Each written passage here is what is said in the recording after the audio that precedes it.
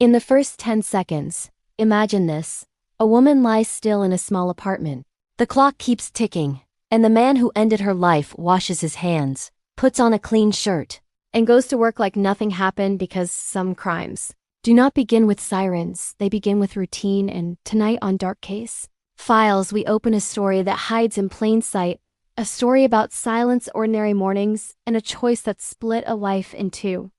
The city was Harbor Ridge, a coastal place with fog that hugged the streets and a rhythm that made neighbors believe they knew each other. The date was October 14th, and the air carried the smell of rain and metal from the docks, and in a second-floor apartment lived Lena Moore, 29, a graphic designer who kept plants on the windowsill and notes on the fridge, and with her lived Evan Pike, 32, an accounts clerk at a shipping firm, a man who set alarms early and never missed a shift, a man coworkers described as reliable, quiet, and forgettable, which is sometimes the most dangerous kind of camouflage. Friends said Lena laughed with her whole body, that she collected old cameras, that she was planning a small trip for her birthday, and that the relationship had been rocky but not violent, at least not in ways that leave bruises, because not every warning sign is visible and not every argument is heard through walls. The apartment itself was narrow, with a hallway that funneled sound, a kitchen that smelled like coffee, and a bedroom that faced the street. And on the night before everything ended, neighbors later said they heard raised voices, not shouting, not crashing, just the kind of tense clip sentences that feel like glass underfoot. At 11:42 p.m., Lena sent a text to her sister that said, "I will call you tomorrow," and at 6:10 a.m., Evan's phone alarm went off, and that is the point where two versions of the morning begin to exist. The one he told and the one that left no room for doubt. He said he woke up, made toast, kissed her forehead, and left. But the apartment camera in the hallway caught him leaving with a bag he never carried to work. And the neighbor's door camera caught him pausing, listening as if measuring the quiet, and then stepping into it. Inside the apartment, time stalled, and Lena did not wake up. Because sometime after midnight, an argument turned into a push into a fall, and a fall into the corner of a dresser, and a head wound that did not look dramatic but bled enough to change everything. And instead of calling for help, instead of calling anyone, Evan stood there and watched the room become smaller. The medical examiner would later say the injury was survivable with quick care, which is a sentence that echoes in every true crime archive like a door that never closes. He cleaned the floor, he changed the sheets, he placed her on the bed and told himself stories that made the silence easier to carry, and then he did something that feels impossible until you remember how denial works. He went to work.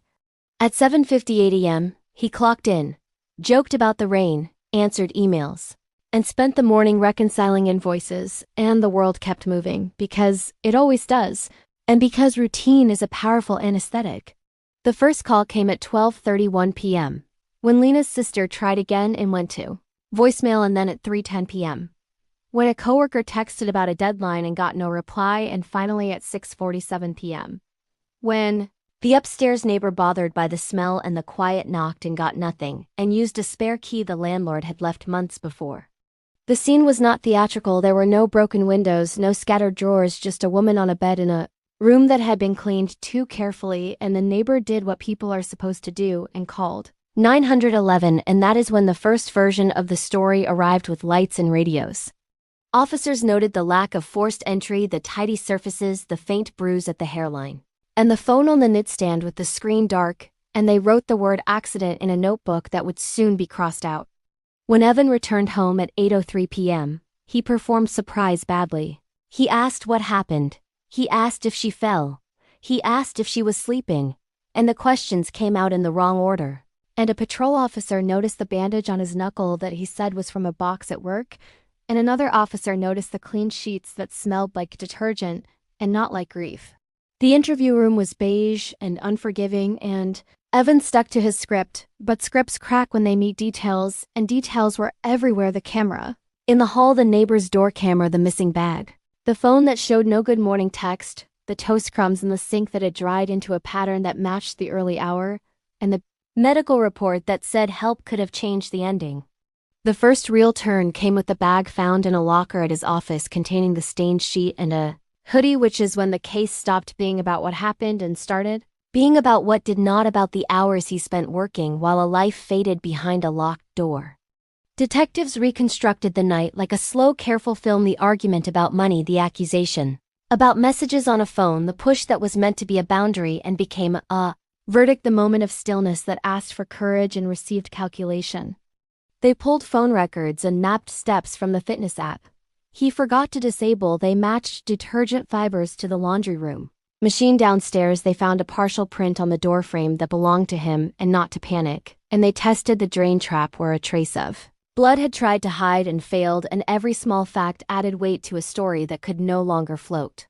In court, the defense tried to make the fall an accident and the delay a panic, but Panic does not wash sheets, Panic does not carry bags to lockers, and Panic does not sit through meetings while a clock keeps asking the same question.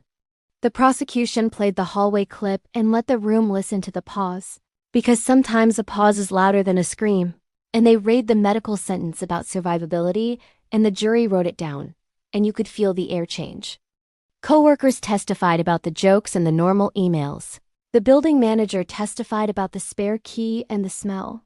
And an expert explained how minutes matter when pressure builds inside the skull, and the defense objected and lost, and objected again and lost again.